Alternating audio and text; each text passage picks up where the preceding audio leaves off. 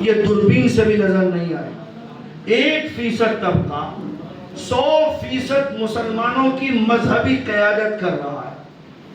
بتاؤ اگر فجر میں امام صاحب نہ ہو تو کون سا مصلی نماز پڑھا دے گا؟ آپ بتائیے اپنے محلے کی کہانی۔ جمعے میں امام کو نہ بھیجو، ظہر پڑھ کے جائیں گے، جمعہ نہیں کرا سکتے۔ آپ فتویٰ بتانے والے مفتیان کو ختم کر دو، دیکھو کہاں قوم پہنچ جائے گی۔ آپ اس کو نہیں دیکھ رہے، آپ کہتے ہو صاحب ہم تو ڈاکٹر بنائیں گے۔ ڈاکٹر بناؤ نا، ہم نے منع، بھائی میں نے وکالت کی ہے، مدرسے میں تو نہیں کی ہے نا۔ میں جب فارغ ہو گیا پڑھ کر کے تو مجھے اچھا لگا، میں نے جا کے کر لیا۔ مدرسے میں تو مجھے وکالت اور 10ویں اور 12ویں اور BA تو نہیں پڑھائے گئے ہیں نا۔ آدمی مختار ہے، کچھ بھی کر سکتا ہے، لیکن آپ کہو کہ ہم بحیثیت نصاب کے، اپنے نصاب میں جو مکمل نصاب خود ہے، جس میں آپ دیکھو تو 7 بجے سے پڑھائی شروع ہوتی ہے اور رات میں 10 بجے تک پڑھائی چلتی ہے، آپ اس میں ہم سے کہنے لگو کہ ہم ڈاکٹر اور انجینئر بنانے لگے۔ بھائی صاحب اتنے بیوقوف ہم نہیں ہیں، تھوڑے بہت تو بیوقوف ہو سکتے ہیں، لیکن آپ کے ان حسین خوابوں میں ہم صبح قیامت تک نہیں آنے والے۔ ہمارا کمٹمنٹ ہے، ہمارا معاہدہ ہے ان علماء کے ساتھ میں جنہوں نے اپنے آپ کو ختم کر دیا مذہبی تشخصات کی حفاظت کے لیے۔ ہم ان کے ساتھ میں غداری نہیں کر سکتے۔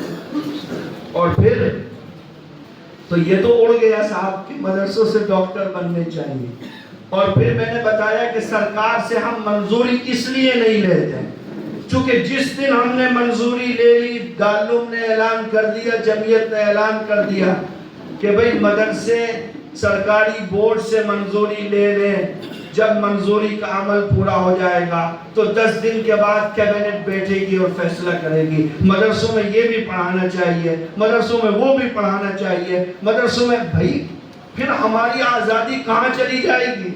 ہمارے اپنے اصول اور روایات کہاں چلے جائیں گے؟ پھر آزادی میں آرٹیکل 30 اور 25 کا کوئی مطلب سنویدھان میں نہیں رہ جائے گا۔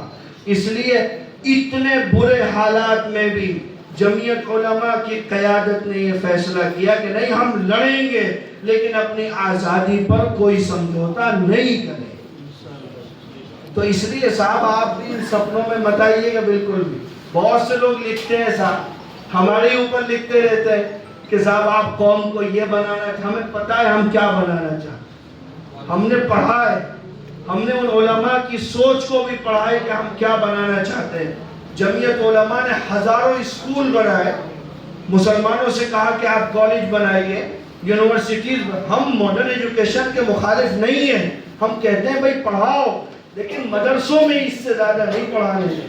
مدرسوں سے تو ہمیں ان لوگوں کو پیدا کرنا ہے جو قوم کی مذہبی روایات کی